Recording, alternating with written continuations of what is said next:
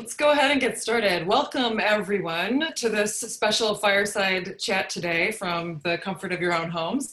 My name is Elena Harkness. I'm the Executive Director of Current. We are Chicago's Water Innovation Hub, and we're very excited to welcome you all today to hear from our guest speaker, Seth M. Siegel, who's the author of a really terrific and important book about water that I can't show you because of the green screen, but it's called Troubled Water: What's Wrong with What We Drink?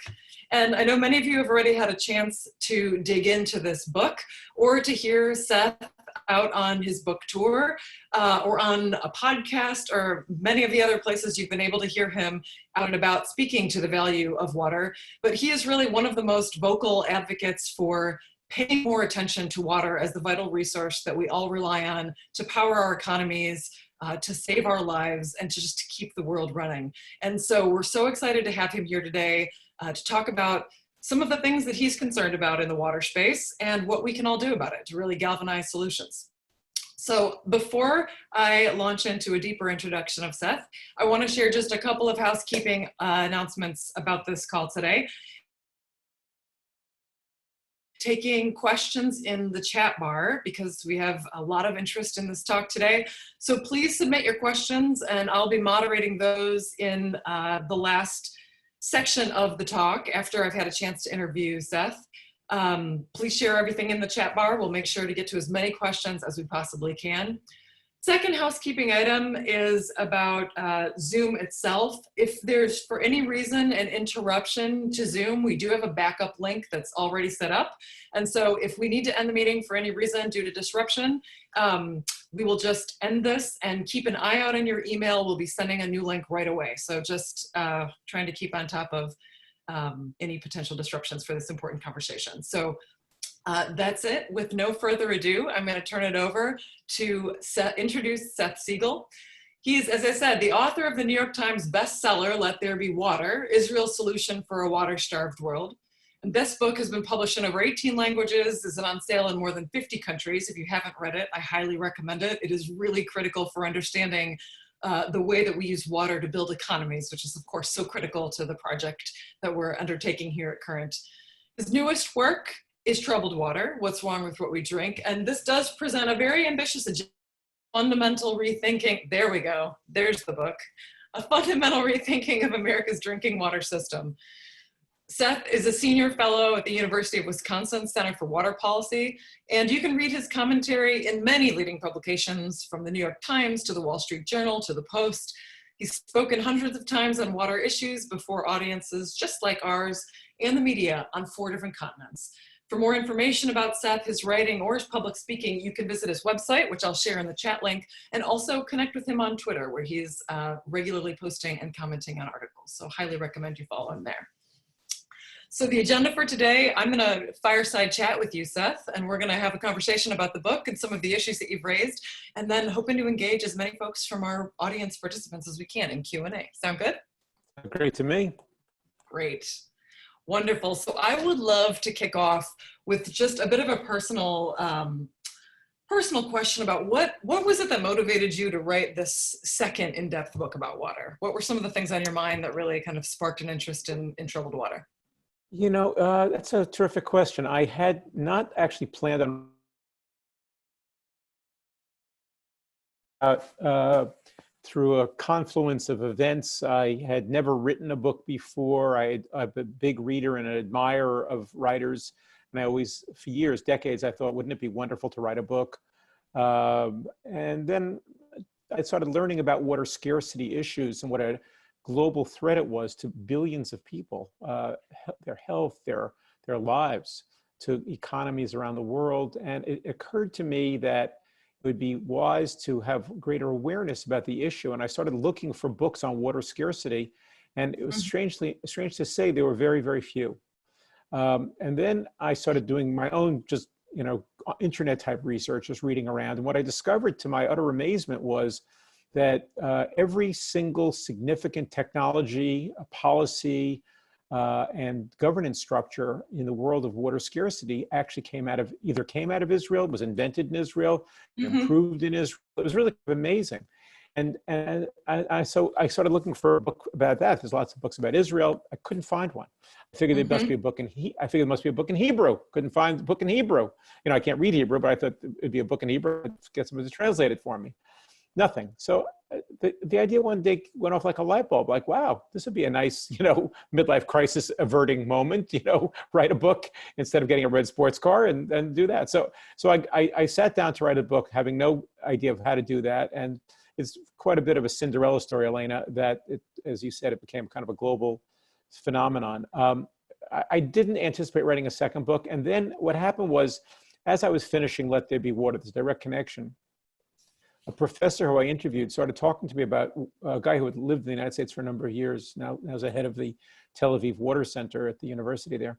And he started talking to me about the widespread contamination of America's drinking water. And this is before Flint, but he didn't mean just Flint. And he specifically said, I'm not talking about Native American reservations. I'm not just talking about poor people. He said, I'm talking about everywhere, Chicago, Boston, New York, Miami, everywhere.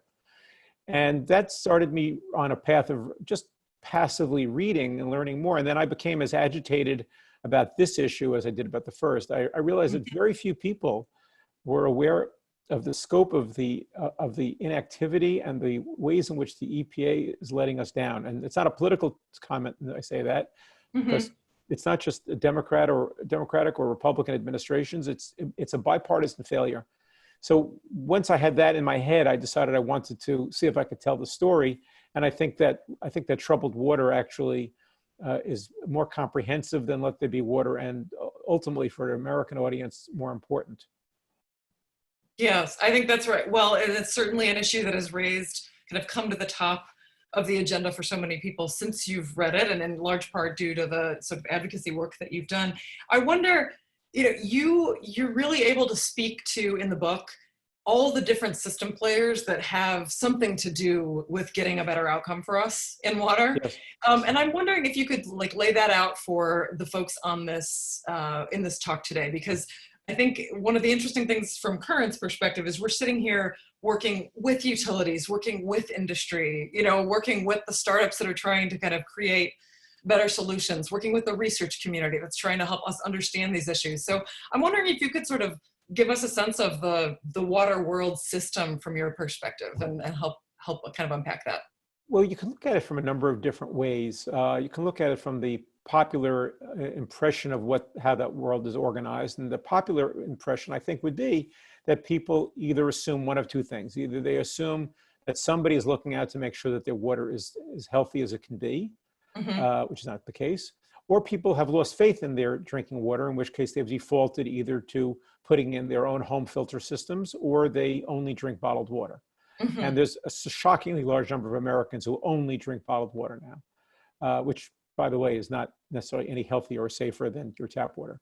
Right. But so that's one way of looking at the question of how people look at it. Another way of looking at it, of course, is from a system of governance.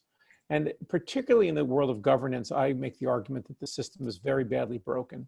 It's designed, it was designed to be administered by the EPA, and I've made the argument repeatedly that Congress made a historic error in 1974 when the Safe Drinking Water Act was passed, and it assigned drinking water responsibility to the EPA. It never should have been that. It should have, and I know why it happened. I explain why it happened in the book. But what should have happened is it should have been assigned to what became Health and Human Services. By turning it into an environmental issue, it became a politically charged issue. And also by making it about something other than public health, then it became very much about balancing cost versus benefit. And that was a problem. And then the third way of looking at this is from the perspective of just structurally, is that we have three levels of involvement. We have the EPA, we have the states, and we have the local utilities. I don't know what you're going to ask me today, but I'm hoping we'll get, given that this is Chicago, I'm hoping we'll get a lot of conversation about utilities. Yep. But in each of the cases, it's a circular game of avoiding blame. The EPA creates a structure of regulating contaminants. However, many of your viewers here, the thousands of people who are watching today, will be shocked to know, hey, it's still early in the hour. People could come on. People will be shocked to know, I think, that the last time the EPA has regulated any contaminant was 25 years ago. Yeah. That's not logical or sane, given the fact that science has gotten so much better. We know what's in our water more than ever before. We know that there are contaminants that are causing mayhem. We also know that there are new chemicals that are being marketed all the time now, thousands of them since the last time anything has been regulated, and not being investigated, not being researched. So what's needed is for the utilities to stop playing the game of, well, it's legal, it's legal, therefore it must be safe. Hey, the EPA sets the standards, the utility says, so why do we have to do any more than the EPA says? If the EPA doesn't want more than that, what if we do more of that? And states that's right, which is rational, right? But yeah, it's rational, but it's a cost containment device. And then the other problem is that states have defaulted to the idea of, instead of being really strong administrators of those utilities, they've taken themselves out of the mix and just make believe that they're just in this passive game of aggregating data from their utilities and passing along to the EPA. The number of states that take action against utilities that are in default is rare. Last year, there were 80,000 violations of the Safe Drinking Water Act. The number of punishments were so few, you can count them on, it's ridiculous. Yeah, so, right. So you're painting the picture that we all, I think, we all can see different pieces of this, but it's complex, and the buck passing and sort of lack of accountability at different levels is very clear why this has become a really big challenge for, any one person to say, who's to blame, who's to take leadership for this. So, but I could say, Elena, that you could, not everybody is going to read the book, but so I could summarize there's many recommendations in the book, and I tell lots of stories and give a lot of history, but I think if you could summarize it into maybe 4 key takeaway points. First is we need much more research to know what's going on in our water, and the EPA could certainly be empowering that or doing that. Yep. Second of all is we need to have much more use of technology, and I think some of your members in the world of technology will be happy to hear I say this everywhere I go. There are technological solutions to our water. It's there, it's at hand, it's not that expensive. We can be using technology. Third of all is that the price of water, and this is particularly true in the Chicagoland area, the price of water is abstract, it's fanciful, there's no coherence about it, and water is just mispriced almost everywhere as a result, and I can get into that a lot more if you'd like. As a result of that, you end up having very bad health outcomes almost everywhere. And then the final thing is that there's just too many utilities. There are just too many of them out there in the United States. There should be probably nationally 300, 400, 250, something like that. We'll never get to that number, I don't believe. But to have us where we are now, which is 51,000 plus utilities, is just a completely ridiculous Tower of Babel system where we will never get to a healthy outcome, aside from the fact that we're wasting billions of dollars a year. Right, and especially that's a big challenge here in Illinois. Well, the utility challenge true across the board nationally, but here in Illinois, our units of government, as you may know, I think we're winning the prize for a number of units of government by many different measures, for many different things. So maybe we'll be the place to start. Congratulations. Yeah. So, but you keyed up something else really important in your remarks about the connection to public health. And I wonder, since you wrote the book, the world has changed and everybody's paying a lot more attention to public health every single day. And so I'm wondering, what traction have you seen on any of these issues since the onset, of COVID-19, certainly, but other things as well, forward, backward, but sort of what's changed in the world since this came out? Well, it's backward in 2 ways, one immediate and one I fear longer term. The immediate one is that media, which is the way where most of us get our information, has this hysteria, maybe appropriate, but hysteria about the issue at hand. And their attitude is we can't walk and chew gum. And whereas I would be pretty commonly getting op-eds published and pretty commonly being on TV and such, other than in a fairly select number of water-themed podcasts and before organizations like this, media, including editors who know me well and like me, have said to me, look, for the next foreseeable future, if it doesn't have a COVID-19 connection, we really don't want to tell the story. So, so then I end up writing op-eds with kind of a tangential connection to water and COVID-19, but it's a little bit of a tortured connection, but we should be able and mature enough and sophisticated enough to be able to have a conversation about our water and our infrastructure and health and how we pay for it, separate from, thinking that there's only one thing we can talk about. Now, the second thing, I said the longer term implication, which scares me is, and I want to make a key point on this, is that what scares me is that I fear that if governments before COVID-19 were saying, oh, do we really need to do this? Or do we have the money to do this? I fear that what's going to happen now is that governments everywhere are going to say, we're broke. We can't, we don't care if it's $1. We can't do more. And because mayors and such are going to be very sensitive to their populations, they're not going to allow higher water prices. And I think we're going to actually go, you asked the question, we go forward or go back. I think actually, I fear that 5 or 10 years from now, we'll actually go in reverse from where we are right now. Now, there is some opportunity here, and I want to share that, and I close the answer to the question with this. The opportunity, what I think we have here is that we could use the somewhat coercive power of money to see some changes. And specifically, what I'd like to see is I'd like to see the government, as it uses stimulus funding for water infrastructure. So far, that hasn't happened much, but it will. Right, there's been active calls for it. Yes, right? and it's politically inevitable. I mean, it's a question of when, not whether. Right, And what I'd like to see happen is, rather than just sort of use it the way other funding from federal government has gone in crisis situations, where it just sort of like they open the window and throw the $100 bills out the window and hope somebody catches it. What I'd like them to do is something a little bit more organized, and to say that if you are going to get federal money for your utility, and you should, it's needed, you also have to do certain things. And some of those things are, if you're a very small utility and you've had health violations, and they're, say, more than 2 years in a row or 3 years in a row of the same violation, you either have to fix your violation, you have to consolidate or merge, or you have to pay a fine. And I would like to see that as a solution which will not coerce, encourage utilities to get smarter and better about how they do governance. And then the other piece of that, similarly, is since water pricing is so preposterously crazy, it'd be nice to see the federal government push utilities a little bit. Now, politically, there's a heavier lift, but I think it's doable. Is for the federal government to say, we need to have a conversation, an adult intelligent conversation about how you price for water, and is it adequate to achieve the health outcomes that you need for your community. And we can see if they do any of those things. Again, I'm trying to socialize these ideas everywhere I go. We'll see. I might add that the White House has been really very wonderful. I'm not speaking politics now, but when my book came out, I got invited to come down to Washington. It came out shortly before the COVID crisis. I came down, I gave a presentation to the White House staff about what the book said. I expected a lot of pushback. The opposite happened. They were extremely excited about the ideas in the book. I've been there a total of 4 times now. And I've been on, I've lost track of how many phone calls. They're really eager to see changes come about, but they have to, but I think that what they also need is a little bit of a push from the public.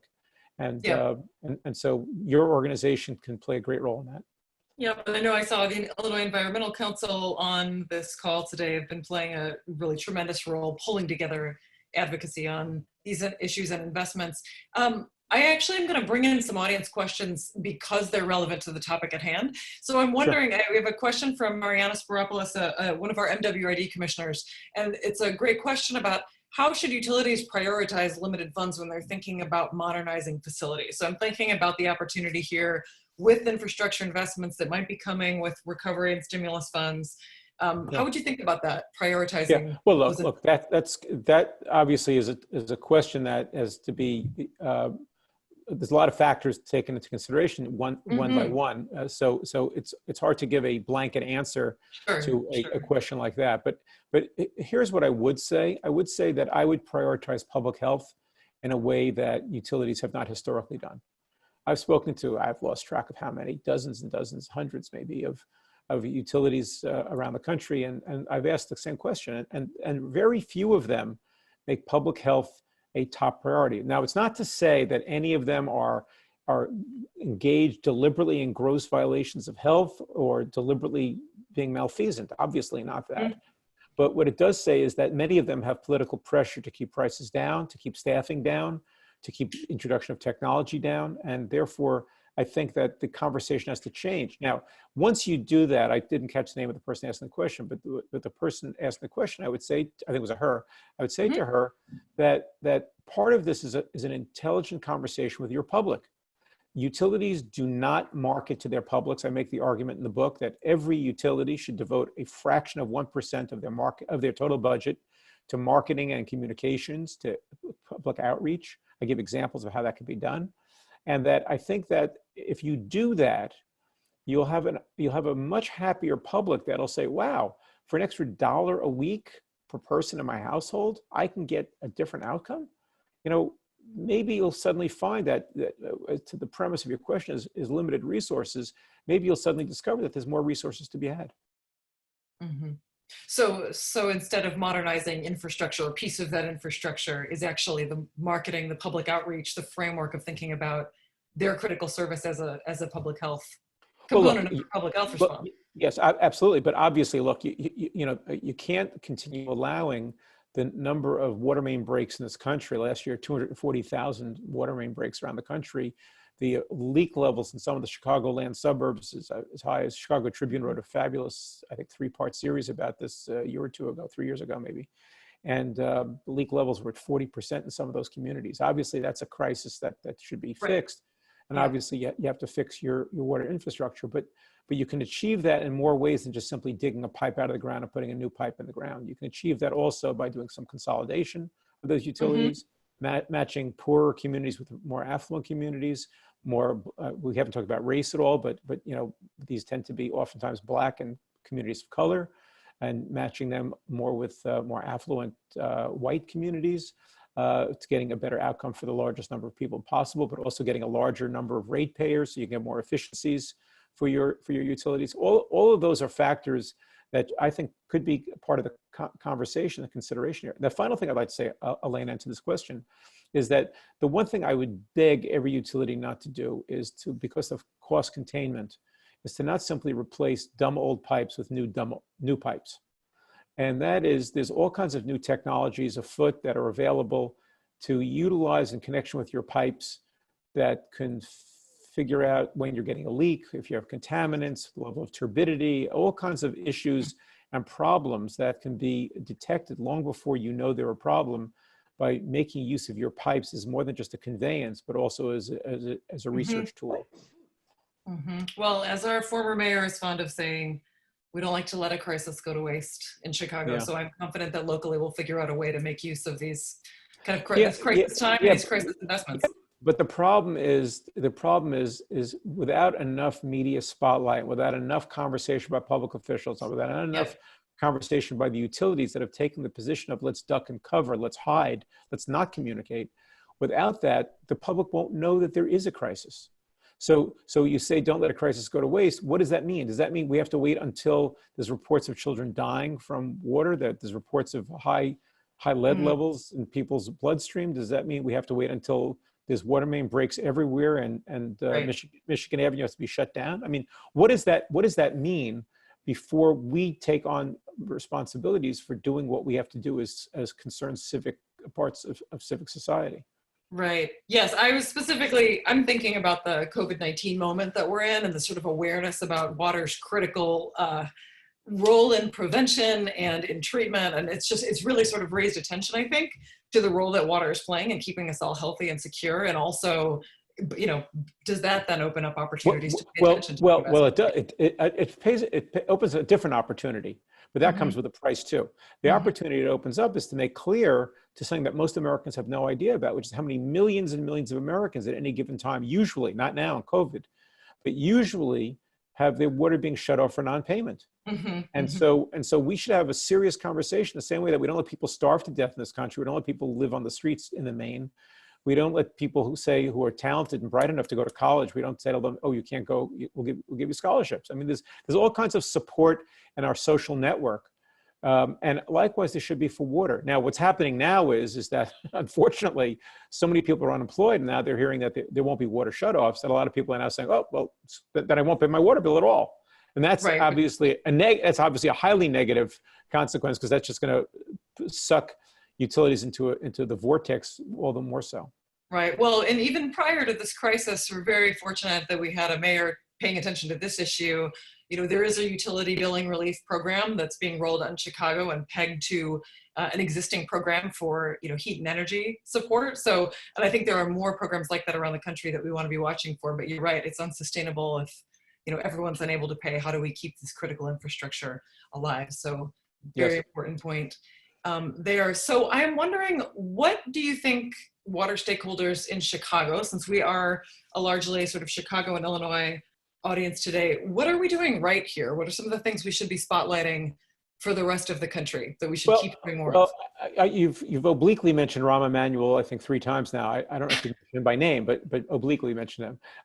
He's very quotable. Yeah, except if it's a family audience, you have to be careful. That's right. You know, actually, I knew him when he was a congressman, and he was a very interesting, brilliant guy, very colorful. And then when he became mayor, I bumped into him at a conference once, and he said, "What the hell is with you?" He actually didn't use the word hell; he used a different word. But he said, "What the hell is with you?" I said, "What do you mean?" He says, "I've now had 11 different people send me a copy of your book." That was Let There Be Water. "I've had 11 different people give me a copy of my book, Let There Be Water." So I said, "Have you read it?" He said, "Not yet." I said, "Well, fine, then they keep sending it till you can report that you've read it." I said, "You know, keep at it." And then I saw him at a conference about a year later. He says, "Okay, I finally read it. Tell him to stop sending me the book." So I was very touched that so many people wanted Rahm Emanuel to read the book. There you go. What are you doing right? You're doing a lot of things right. And I think that a lot of credit, I know he was a very controversial mayor. I'm a New Yorker, and I don't really follow Chicago politics that much, but I have some very good friends who live in Chicago, and they might even be on today. So if they are, hi friends. But what I know from my reading and from my travels to Chicago is that Mayor Emanuel did a very good job of prioritizing infrastructure transformation. And he did a very good job of raising water fees. He did a very good job of raising awareness. I'm talking about within the city of Chicago, less so the Chicagoland suburbs. He did a very good job of, to the extent that he could, levering relations with federal government to get the right programs up and running. He did a great job getting really talented people like you, Elena, to step into the sphere and get. I wasn't here yet. but people like you. But he did. He was right. Part of starting current and strategic economic development initiatives. Yeah, Absolutely. yeah. He did a very good job. So all those things are really good and really wonderful models for cities around the country. Now, there are also things that I think he didn't do right. I think that when he was doing the big water main replacement programs, I think he decided to not go as far as he should, and they did not embark on the proper program to replace lead pipes, the service lines that branched off of those water mains. And I thought that, goodness, the street is open anyway. The people are being inconvenienced anyway. If you would educate them about the hazard to them, their homes, their resale value, you could have gotten, tens of thousands of Chicago lead service lines taken out of commission. Chicago, this is not a current problem. I don't mean current, your organization. It's not a contemporary problem. But Chicago was the last major city to ban the use of lead. I think, it was not until 1986 that Chicago banned the use of lead. And in fact, it compelled the use of lead service lines for all kinds of reasons I can go into if someone has a question about it, but they compelled it. And I've long thought that, when a government agency creates a hardship, they should take some responsibility for fixing that problem. And I thought that when you were busy opening up the streets, you should have taken the lead service lines out too. Yep, the dig ones. Yep, and there's certainly a lot of interest. You mentioned before the sort of leak and lead detection technologies. We know there's a lot of interest in figuring out how to build back better and be smarter about this the next time that we have the opportunity for big infrastructure investments. So I hope that it seems like the city and the state both had a lot to learn from, the last time through with this. So that is exciting. I want to shift a little bit to industry. You talk a lot about the whole problem of emerging contaminants in your book. And for those who haven't had a chance to dive into it, could you highlight here why we need to be so concerned about cleanup from emerging contaminants? It's linked to the idea that we're learning a lot more about them all the time. And it is also linked to a question that we have about how we can incentivize the EPA to continue to research new contaminants and kind of get ahead of the curve on this, right? So we know it's happening. How do we build a better and mobilize a stronger response to this? Well, first of all, I note that you're using the jargon that has been shared by the EPA for a very long time when you call it emerging contaminants. And what I said in my conversation with a very senior, I don't want to say his name, EPA official, not just before the COVID crisis, I said, stop calling it emerging contaminants, damn it. I said, they've emerged. They're already here. Yeah. I said, stop with the linguistic games, for goodness sakes. So look, so the problem is that you have a combination of, to some extent, it's Congress in 1996 changed the game in an interest in protecting utilities from too much regulation. That was the primary driver. And that was, I understand where it came from. It was pretty much of a bad idea, though. And it was in response to an overreach that happened about 10 years earlier. And I understand why all these things happened, but I think that it was not sophisticated or good governance there. And I think that what we could do with this question of emerging contaminants is to be honest about it. And we can simply say that drinking water is not as clean, safe, or healthy as it could be or should be. That wherever we are, that is the case. Utilities are only obliged to test for regulated contaminants, of which there are 91. There are 70 of those 91 are chemicals. There are over 100,000 chemicals in commerce in the United States. And we know that thousands of them get into our drinking water. We don't know the health effect of them individually. We certainly don't know the health effect of them when they're in a cocktail all brought together. And I make the simple argument that this emerging contaminants thing is just a dodge. It's a stalling technique. And we just deserve better. Look, if you are a pregnant woman, if you have a fetus, if you have a baby who is up to the age of 5, if a child up to the age of 5, if you are immunosuppressed, if you're on chemotherapy, if you've recently had the flu and your immune system is lessened, you are at risk from your drinking water or from your bottled water for that matter. And unless you take the expensive steps of filtering your water, treating your water at the source at your home, you are putting yourself at a needless health risk. Now, why is it needless? Well, 75 years ago, when these problems started developing, we didn't have the technologies to identify it, to measure it. We didn't have the technologies to fix it. We have all of these technologies now. I talk about that in my book. I close my book on a very optimistic note. And we have the technologies now to do all these things, but we choose not to do it because we don't want to spend the money. We don't want to spend the money because we don't understand the health risk. Once we understand the health risk, everybody will do this. Everybody will do this. We know this. Why? Look at the COVID situation. We're about to bankrupt our entire country to protect people from a health hazard. And there are other health hazards around us that we are not taking into consideration or concerning ourselves with. Right. But so the question was about how we incentivize. If we need, this is a national framework of regulation we need. It's not that contaminants affect people in Michigan differently than they do in Illinois. Across the board, this is affecting the human population, right? So it is a very clear call, not for state by state regulation, but for EPA-wide regulation on these chemicals, the ones that are existing and the ones that are emerging, because as we do expect that there will be, I think, new kinds of chemicals as industry moves along and advances, right? So, So how do we think about building up incentives to get that kind of regulation, setting aside for a minute, the structure of the EPA as it exists right now? Is it because, do we need there to be a more uniform voice that even though these chemicals affect people really differently so that, the costs are very widely dispersed?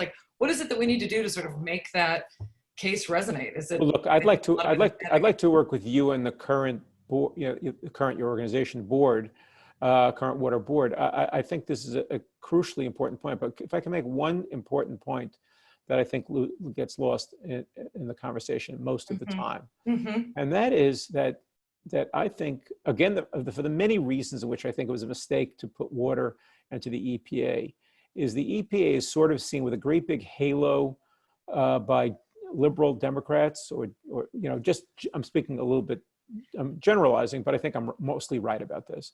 And that conservative Republicans tend to think of the EPA as, sort of big government, intrusive, and, the nanny state and making life hard.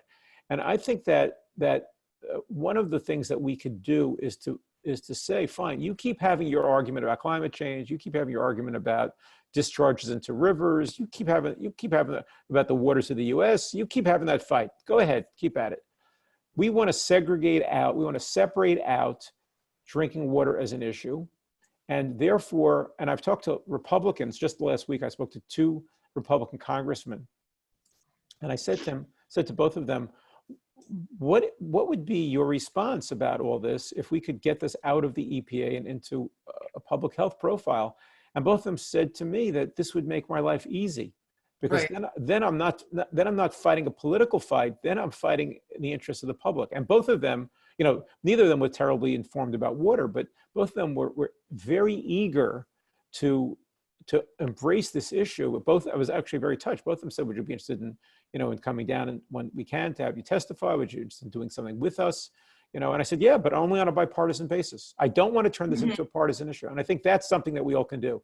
We are tribal in our politics. We are Democrats, we are Republicans, or we are disgusted. Those are the 3 great parties in America right now. And so what we need to do is we need to figure out a way to make this as and even the response to COVID-19 has been broken up by Democratic responses and Republican responses. It is working against us as a nation. And I have, for a long time, years and years, have said that we can use water as a way of building up civic trust by the citizen. We could also use water as an opportunity to break down barriers and to create bipartisan approaches to problem solving. Yeah, I think that speaks pretty closely to Seth Darling's question in the chat, which is Seth Darling. Yes, Hey, Seth Darling Seth. from Argonne is on the line. Well, can I, before you tell Seth Darling's question, can I tell you something? So Seth Darling and I and another guy, also first name Seth, all found ourselves at a seminar at the University of Chicago. And the 2 of them told me that they were writing a book together about water. And they asked me would I write the introduction for the book or the forward for the book. And I said, yes, but only if we can name the book 3 Seths on Water. I think that should be the next Fireside chat. We can do that. Oh, God, yeah. Seth Snyder, Seth Darling. 3 Seths on Water. Yeah. But it's a great question. I think this starts to get to some of it. And I think this line of questioning about the opportunity in this public health awareness moment. But how do you avoid the politicization of water quality? And specifically, avoiding the trajectory of political discourse around climate change, if that's avoidable. I mean, I think water is a highly political issue because people feel deeply about it and have a lot of different thoughts about the way we should provide for it. But yeah, well, I care about climate change too, but climate change, you could argue, is a tomorrow issue. I mean, I know you can't address it the day that, that the ice caps all melt. So, but in the popular mind, the naysayer's mind, it's a tomorrow issue. It's like, people who are antagonists on this issue may say something along the lines of, hey, it may be true, it may not be true. I don't know if it's true or not true, but what I do know is even if it's true, it's not affecting me today. They're not correct, but put that aside. With water, all you need to do is research. Mm-hmm. All you need to do is to test the water, and you're going to find loads of contaminants. Not just the regulated contaminants that the EPA has designated, those 91, but loads and loads and loads of other chemicals that are in our water and that we aren't testing for health. So that I think that's the way around it. We need to get some foundation, some Bill Gates type individual who cares about this issue, and to say we're going to randomly test water around the country. Every week we're going to test another city's water. And we're going to announce what the contaminants are in their water. And to the extent that we know it, we're going to announce what the health effects are. And then to the extent we don't know it, these are the contaminants. So go at it, research institutes, and figure out what's going on. I think, Elena, that the way to answer Seth Darling's question, I think that the way we unlock this is through citizen advocacy. We have a very much empowered citizenry now with Twitter and Facebook and Instagram, and people are talking to each other. And one of the points, that I make in my book is that we should have real-time testing by the utilities, and that we shouldn't have these consumer confidence reports that get issued once a year. so that you only get to see in opaque language what's going on with your water. Imagine that every community was issuing on a regular basis what contaminants they were finding in their water. And then you and I and people who are just interested citizens could start blogging about that, raising it at community meetings, comparing their community to the community next door. Suddenly, I think you'd have an explosion of interest in this issue and an interest in how to fix the problem. Yeah. And it's an interesting moment for real-time testing, right? Real-time testing is in the spotlight and everybody's paying attention to this. So it's interesting to think about whether or not that's a great point, by the way. There's potential to move that way. Yeah, it's a great point. But also think about how we do the testing now. Utilities do the testing anywhere from once a quarter to once every 3 years, depending upon what size community they are and what the contaminant is. Then they send the results off to their state. The state then aggregates all the information, and the state then sends it off to the EPA. And then the EPA gets around to looking at it. I mean, what? In this era, of AI, in this era of instant communication, in this era of milliseconds to get information from point A to point B, how can we possibly accept such a system? And the answer we accept it is because we haven't thought about it. Right, and I think it's really, it's worth calling out that I think we need to be celebrating the utilities that are taking the steps to push towards that level of transparency and innovation, because you know, right now it's, I think, seen as a risk for good reasons, right? That you'd be putting out that kind of information. And there's a paradigmatic shift that reminds me of when cities were first starting to roll out open data, and you know, saying like, we can't put out payments data. That is going to be, we're going to get so many FOIA requests. It's going to be, we can't, it's such a risk. And it really turned out that it lessened the burden on FOIA requests, and it just improved the way they were communicating with their public. And overall, I think, you know, the open data movement for cities has been a win and allowed, you know, the civic innovation community to build apps for residents that help lower the cost of doing business for the government. So anyway, I just think it's interesting to think about whether or not there's... You know, I agree with you completely. It's a perfect analogy, by the way, open government, because it doesn't mean that every citizen necessarily is looking at the community's checkbook, but it does mean it builds confidence by the public that their money isn't being wasted. You know, I'll share with you, by the way, you're absolutely right. Many utilities get this right, and I don't want anyone watching this or listening to this to think that I'm universally critical. There are some fabulously great utilities out there. And I want to share with you, I've spoken either by, you know, webinar or before the crisis hit, 3 or 4 a week, actually, speaking to organizations, groups, and utilities around the country, traveling to see them. And I want to share with you that I met with, just after my book came out, I met with a big-ish utility. It's a investor-owned utility. And they invited me to meet with their board of directors and their 25 top executives. And I came down to their headquarters and we had a lovely dinner, and I had a fireside chat, a live fireside chat with their CEO, a very dynamic, brilliant guy, very gifted guy. And at the end of the evening, he said, what would you like to tell us that you haven't told us? And I said, what I'd like to tell you is you guys could do more. When I say guys, generically, lots of women there too. When I say you guys could do a lot more, I said, stop sitting on your hands, stop hiding behind the EPA regulations, do more, just do it. Well, a couple of weeks later, the CEO calls me and tells me that he wants me to know that for their 3 million customers, the company, you know, I want to take a little bit of credit for this, but God bless them that they took the initiative.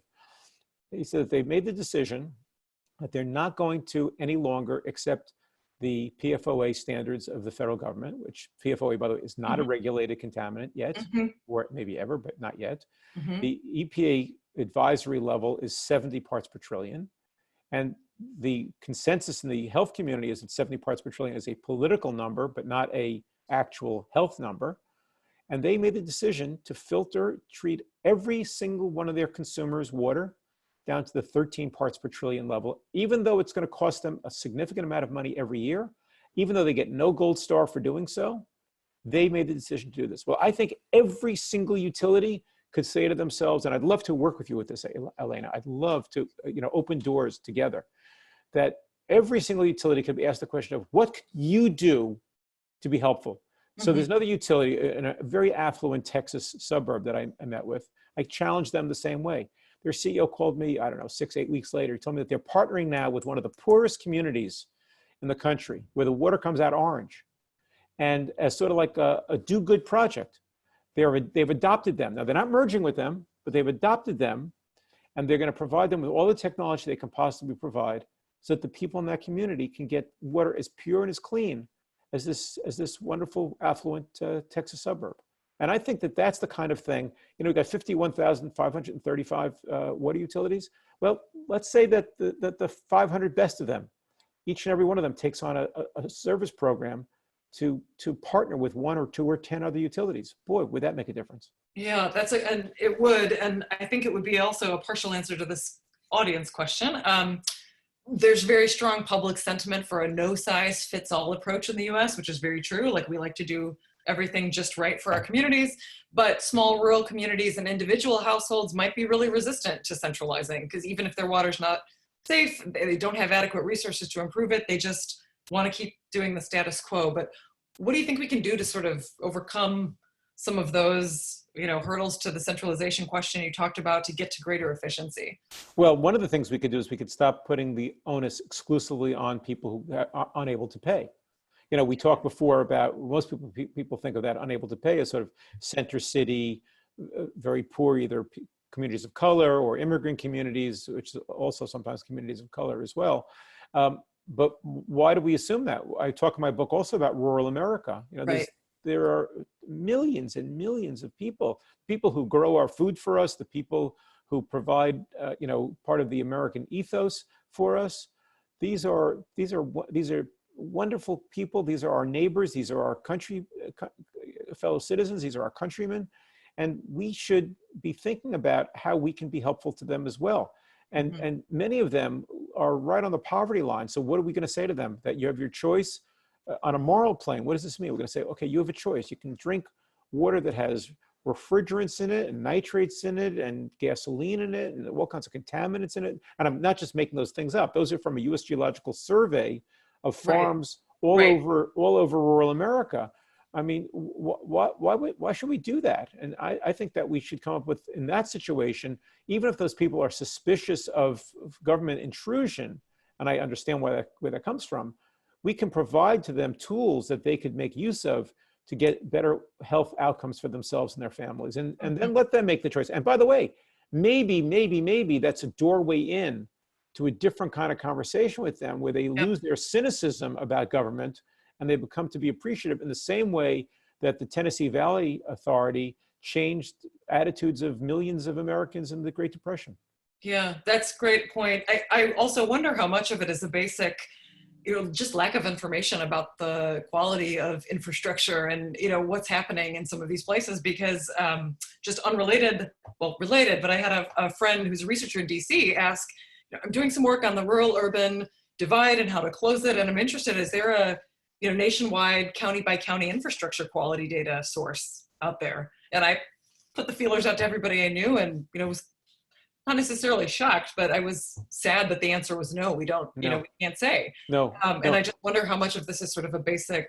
Can I tell you something? I want to share a similar story with you. When my first book came out, I got invited to speak at something called the OECD, the Organization of Economic Cooperation and Development. It's based in Paris. They flew me over there, and it was wonderful. I spoke to their board of directors and then to the plenary of all their employees, and it was just a wonderful experience overall. At the lunch I had there, where the Secretary General and his whole team, I started asking them, because OECD, for those who don't know it, is the central repository for democracies around the world to gather data and to do benchmarking of their programming in education and highways and in hospitals and healthcare and a million things with other democracies. And I posed the question of what do we need to do better in water across the democracies? And what I was told is that water is the single category with the least data of any important category. Yeah. You can find out the price of tomatoes. You can find the price of tomatoes in 50 countries around the world, but you can't find out the price of water in every community in America. There is no central repository for data collection. And by the way, and on that, from right to left, you have complete coherence. I mean, the AWWA, the American Water Works Association, which sometimes is less aggressive in pushing for progress and government intrusion, they join me in my call for much more data collection. So that, and Yep. with that data, we will come policy changes. Right. Right. We have an audience question about workforce development challenges, and I might also flip this to say we are in this moment where we have extraordinarily high levels of unemployment and are going to be thinking about how to put America back to work.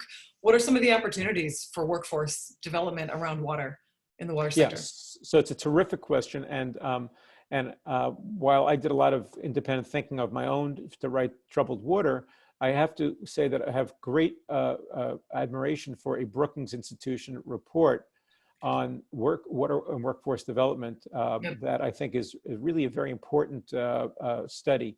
By the way, I want to make a point, Elena, before I answer further about workforce development. This goes to every point, every question. I do what I do completely as a citizen activist. I donate 100% of the royalties from all of my books to water-themed charities. I go around talking about these issues as a way of building awareness of these issues as a citizen activist. And I want to offer to every one of the people on this call to reach out to me if you have questions that don't get answered in this hour together. I want to offer everybody to partner with me and for me to partner with you in your work. You can reach me through my website, which is www.sethamsiegel, M like Mary, Siegel, SIEGEL.com. Or you can direct message me on Twitter. I'm very active on Twitter, and that is at Seth M Siegel. So please follow me on Twitter. Please email me if you have questions or concerns or eager to see me as a partner. I try to answer every email within 24 hours, and I get lots of them every day because I do lots of these talks. But I'm very excited by the opportunity to develop relations. Now back to the question of workforce development. On workforce development, you're right. It's a terrific opportunity because there's so many people now looking for jobs, and there are so many vacancies.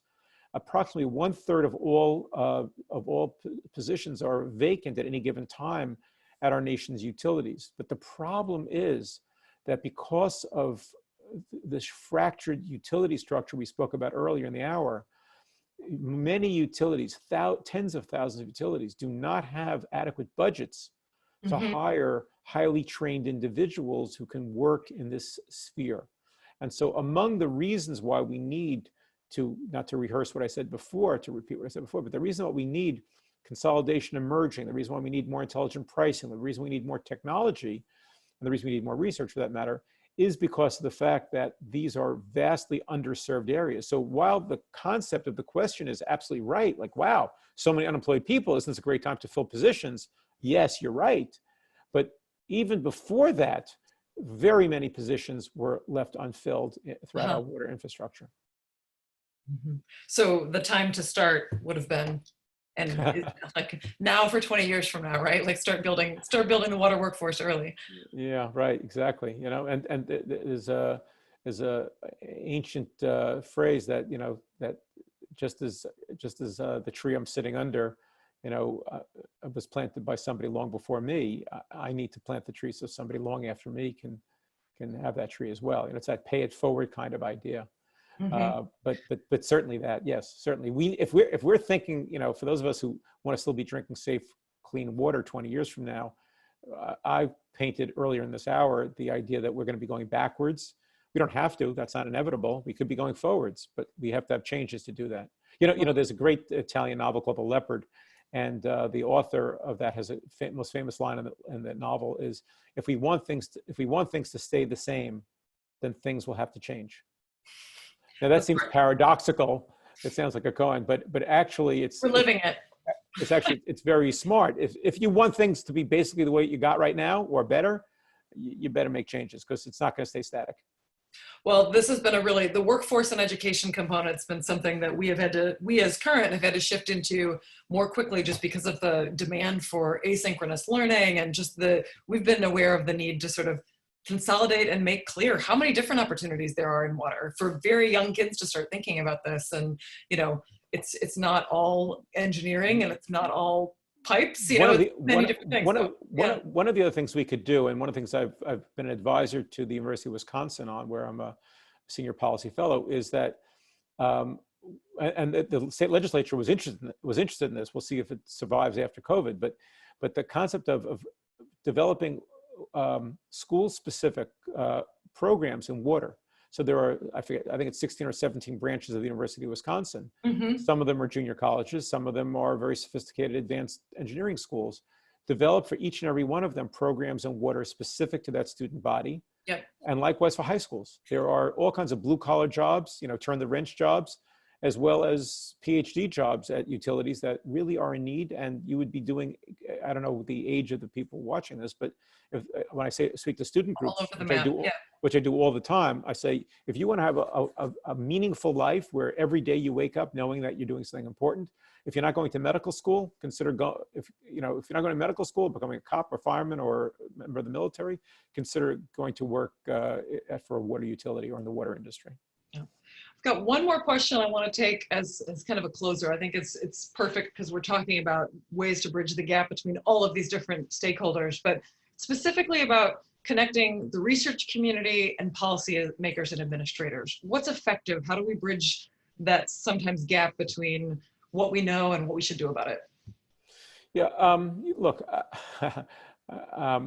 I'll share kind of a very American image, if I may, which is that I think of myself in my work. My background, you were very generous in the introduction at the start of the hour talking about my background, but I started life as a lawyer, and then from the law, I had this bright idea for a business, and that led to 20 odd years working in that, and I sold that finally so I could be a full-time do-gooder. I would say that I have a very American image of myself in the work I'm doing for the past many years now. And that is, if it's a little grandiose, I apologize, is that I'm a combination of Paul Revere and Johnny Appleseed. And on the Paul Revere side, I'm very happy to announce that there's a problem and to alert people, wake up, it's not the British are coming, but it's the water contaminants that are here. And on the Johnny Appleseed side, it's a very optimistic view of the future, which is that the world is just filled with opportunities. You just have to plant and seize them. And I think that that's the opportunity here as well. I think that we don't have to be gloomy. We can be realistic. I think we have to be sophisticated and apolitical and technocratic. I think that universities should be thinking ever more about how they can partner with industry. I think that, in the last presidential campaign we just saw, there was a lot, in my view, demonization of business and industry, which I thought personally was unwarranted. I thought it was unfortunate. And I think that demonization just generally gets you nowhere, whether it's of business or whether it's of people of the left or the right. We all do it to each other. And I try very hard in my work. And those who follow me on Twitter will see that I never use snark, and I never point an accusing finger. I think everybody responds to the incentives that they're given. And we need to give incentives to industry. We need to give incentives to universities. We need to give incentives to government, and to the media, and finally to the part that you, Elena, that you run, which is civil society. Those 5 parts. I think we need to bring all together, and that where we can, we will find points of connectivity, and we'll build a much better society. This shooting at each other all day long, snark and sniping at each other is repulsive and disgusting and bad. And I'd like to see us figure out a way to get away from that. And if water can be a vehicle for doing that, all the better. Well, we agree. I mean, setting a table where we can have civil discussion and exchange of views about a shared and common concern seems like a really pragmatic way forward. So I think that is a wonderful. I'd like to, if I could, just before I say goodbye to your group, I'd like to thank someone. I don't know if everybody even knows his name, Steve Kloos. I hope I'm pronouncing his last name right. Close. Sorry. Okay, good. Thank you for correcting me. It was a double O. Thanks, Seth. Oh, thank you. I didn't hear you on the line. Oh, you're there. Good. There he is. Yeah, you bet. Hey, thanks so much, Seth. Yeah, appreciate it. So I wanted. It's fascinating. Big fan. I just want to say a word. I just want to say a quick word of how this all came about. While I was doing research for my book and talking to people who knew about water, a friend of mine who was a friend of Steve's introduced me. He's a busy guy. He's a busy guy in finance. He could have said to me, "Thanks, Sonny. Goodbye." He gave me an extraordinarily large amount of time. He introduced me to other friends of his. And, this shows how when people reach out to other people, sometimes very good things come out of it. And I just want to thank Steve. And my way of saying thank you in return was agreeing to come and do this webinar for you all. But thank you, Steve, and thank you, Elena, for what you do every day. Thank you so much, Seth, for being an advocate. Oh, go ahead, Steve. I was just going to say thank you. It's teamwork, right? What this all comes down to is like-minded people. It's teamwork, and it's all about something bigger than us ourselves. And I think that's why what really hit me too, Seth, is, I know I went to when you came to Chicago, it must have been 2015 or 14 with your first book. I bought a copy from you. I had you sign it there. And I'm really touched at how you're doing this in a really selfless way. And it's really motivating to me to have a guy like you that's not trying to make a buck off of this. You're doing it. I mean, if you were, it'd be fine. That's totally legit. But because you're not, it just makes us all go, wow, like what a real inspirational guy and a leader here that you just want to be a part of. And I think it's outstanding what you do. I'm a fan. It's like, I'm on the sidelines, coach. Call me into play and help out however I can in your mission, which I totally believe in. Okay, we could stop that part, but look, I'm lucky that I have the energy and the excitement and the passion for the project. So why not share it? Okay. Thanks all. Thank you, everybody. Seth, thank you so much, and we're going to see you. We'll see you again soon, and just really appreciate it. So thank you, everyone, for tuning in and for the great questions. Let's keep the conversation going. Thanks all. Keep in touch. Get in touch with me. Thanks. Bye bye. Great. Bye bye.